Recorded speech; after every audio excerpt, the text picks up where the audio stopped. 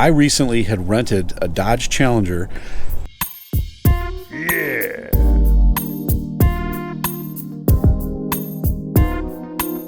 I love the thing. It harkens me back to being a youth again with my 1971 Pontiac Firebird. Yeah. It brought back my love of muscle cars.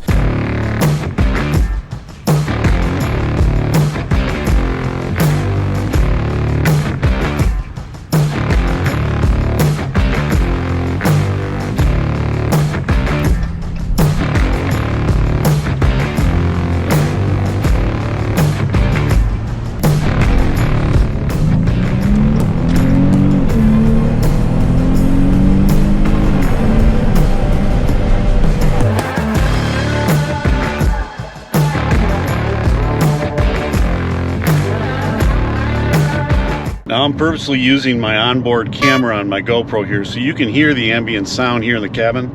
I'm telling you, it's quiet, it's nice. You get the roar of the engine when you put the skinny pedal down. It's just awesome. There's only one button I don't like. Everything feels high quality. There's a little dial for apparently adjusting, like a rheostat for adjusting the dimness of the interior lights. It doesn't seem to do anything that I can tell, and it just feels a little flimsy, but that's the only button so far that's actually made me feel like it's chintzy. Everything else feels high quality and tight and well made. But just here, wait for this. Let me just punch it as we get in the highway here. I'll wait for this guy to go by.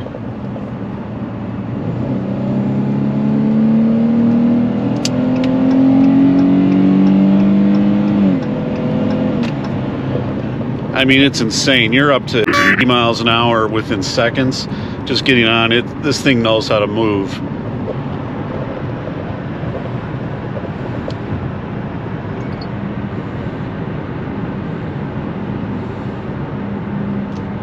It really goes down the road. When you want to haul, it hauls.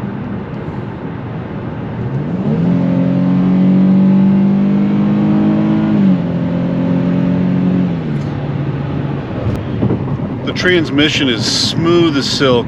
Apparently it's an 8-speed transmission. It just does a great job. I just can't say enough good about this car.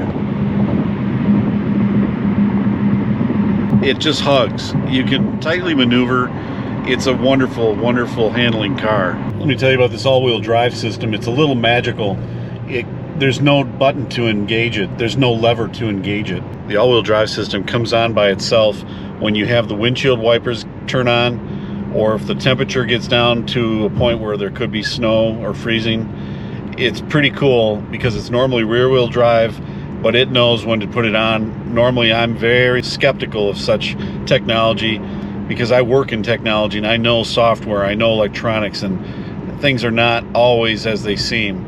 But I'm telling you, I have lived with this thing through some pretty foul weather just in this past week alone, and it knows when to be on, and it is on when it needs to be. We had a little bump of warm weather where I was down in Indiana. It stayed in rear-wheel drive, and I was able to feel the difference as soon as it went to all-wheel drive when the weather conditions changed, and it knew, and it was spot on, and the thing hugged the road like crazy. I was seeing slippage from other cars around me, and this thing, I felt rock solid. Right now, temperature is 34 degrees. I don't have the windshield wipers on, but it knows it could be slippery at points, so it's staying in all-wheel drive mode right now. This thing just belongs anywhere you want it to be, but it sure feels at home in the American countryside. It even seems good in an American tradition of the American drive-through.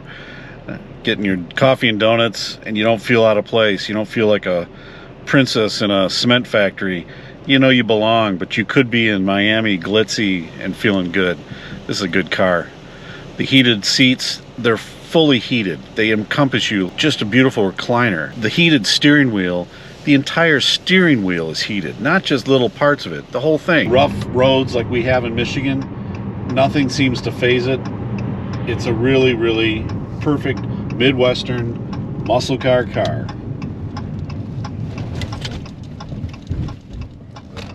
Like that. You hit some bumps, she just gobbles them up.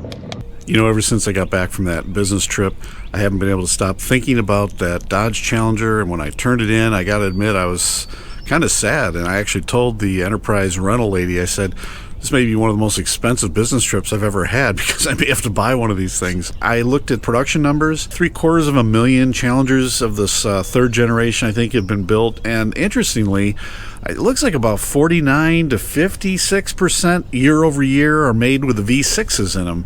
And, you know, I know the V8s are clearly what everyone wants in the Challenger. I realize you're not buying a car like that for fuel economy. But I got to say, when gas prices get up there, it can get pretty expensive if you're having to put some miles down. And frankly, that V6, I think I'd feel differently if it was like more anemic, like a 4-cylinder or something. But God, that V6 just seems like it really has everything it needs. It just seems perfectly mated to the size of the car. I didn't find it lacking at all. I thought it was quite exhilarating. And I'm sure if I sat in the V8, I'd probably have a grin ear to ear. But I gotta say, the V6 didn't make me feel like I was a slouch on the road. I quite enjoyed it. And I like the fuel economy, getting as well as my wife's Subaru Forester, if not better. I am falling for this last call from Dodge, and I've got to sort of be careful I don't get sucked into it, since clearly they know what they're doing with their marketing and trying to get guys like me to just sort of open their wallets and pay any price. I'm not going to do that. I tend to go for sort of like settling into my spreadsheets. In fact, I'm going to show you right here. Dull as bathwater, but let's just take a look and see what it says. Okay, so here we are with this spreadsheet that I created. What I did is I took all the vehicle configurations from the cheapest Dodge Challenger XXT rear-wheel drive with the V6 engine up to the V6 all-wheel drive. Then you've got the first flavor of the V8. There's a V8 manual. Then you get up to the Scat Pack with the 6.4 liter naturally aspirated engine. There's the Scat Pack V8 with the manual shift, and then you get up into the supercharger Hellcats with a V8 and wide body down at the bottom. I think there's one or two configurations I still haven't included, and I've gone into fueleconomy.gov and got all the city, highway, and combined miles per gallon for each of the models.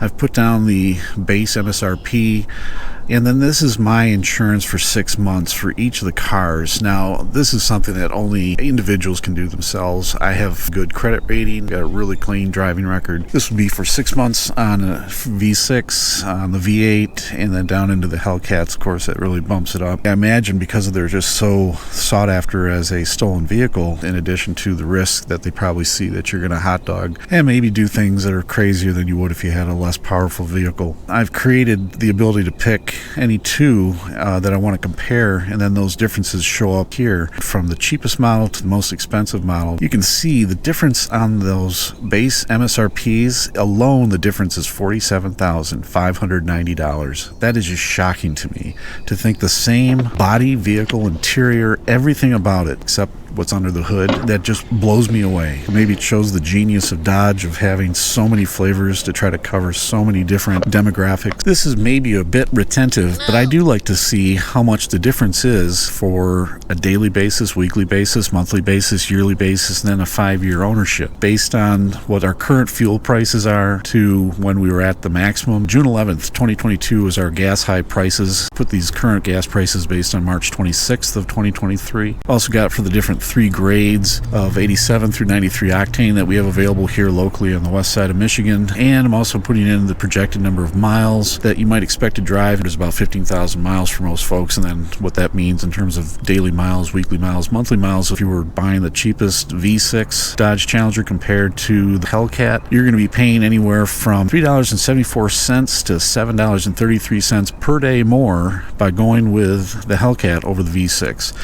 You know, and I think when you see things on a daily basis, you don't think it's that much, but then you start looking at weekly and you start thinking, okay, what about a monthly basis? Well, that's anywhere from $113.70 to $222.92 when we get back up to the higher gas prices. And that, again, is just here in Michigan. And I know out in California, they were having gas prices that were higher. And then on a yearly basis, that really starts to add up. You see insurance differences, daily, weekly, monthly, yearly for those 2 cars, and you see the maintenance. I'm only trying to take into account the cost of the spark plugs, for instance. On the V6, you only have to change out 6 plugs every 100,000 miles, whereas on the V8s, you have to change out 16 plugs. And depending on the engine, the 5.7 liter V8 is still 100,000 mile intervals, but the 6.4 liter every 96,000 and the 6.2 liter Hellcat, you have to change them out every 60,000 miles. And then I just broke it down into how much cost it is per mile. And then in the manual transmissions, you get a little bit of extra cost because you got to change the manual transmission fluid. For the all-wheel drive system, you do have to take into account that it has a front axle, so you have to change change that fluid, and you have to change the transfer case on that as well. Also, keep in mind, I do all my own maintenance on my vehicles. You'd have to figure out what a dealer's going to charge more than what I'm doing it. This is a really extreme example going from the V6 to the Hellcat, so probably more realistic would be is I was so interested in that all-wheel drive, so let's compare that to the V8. Let's just see with the automatic transmission, every year is $1,000 difference. You want to say, gee, what if I wanted to go up to the Scat Pack? Since my son said get the V8 Scat Pack, let's see what that looks like here. So there's our Scat Pack compared to the all-wheel drive V6, about a $14,000 difference in the base price, and then you're looking at fuel costs that can be as high as up to even $1,500 if we get back up to the high gas prices. And that's where those V6s will really shine. You can still drive as if you're maybe a Subaru Forester, which is what's amazing. You still have all that style of a Challenger, but get the kind of fuel economy you might get from an all-wheel drive Subaru. Maybe you're between the V8 and the Scat Pack automatic, and we can kind of see some differences here in the base price, and we can see the differences here with our 5-year ownership, and overall about $1,000 difference when it comes to the high fuel cost. The current price is about a $600 difference. Primarily it's the fuel cost. I'm just trying to play what if we get back to $5 plus gallon gas. When you work hard all your life, if this is your worst vice, is paying money to put fuel in a V8 so you can have good, clean, wholesome fun, more power to you. Listen, if you've got some combination of those vehicle configurations that you're interested in particular, let me know in the comments. I'll be glad to just click the couple check boxes that I've got there, and we'll get the comparisons. And I can throw a screenshot in the community tab, and I'll let you know in the comment if I've done that. Even though I'm so interested in the Dodge Challenger, I end up finding others that are interested in them as well, but then you end up learning about them and their channel, and you start to say it's less about the cars and about learning, but you feel like you get to know them from watching their videos. There's OC Motivator, you've got Brad over there, and just a great personality, super motivational. You got Racer X, he's got a style of his own and what he's done with his channel. You got Swayze, he's got a Scat Pack that he's now gone up to the Hellcat, and he seems like a really honest, decent guy. And you got the guys talking cars, and you could sit in the garage and have bench racing talks. That's the best part about all this, is that I may not even own a Challenger at this point, but it's introduced me to a whole nother world of things that frankly I just haven't had time in my life to do, and I'm glad to get back into it. Whether I end up buying one or not, that's beside the point. I've rekindled some spirit in myself, so thanks to all these other channels and creators. Appreciate it.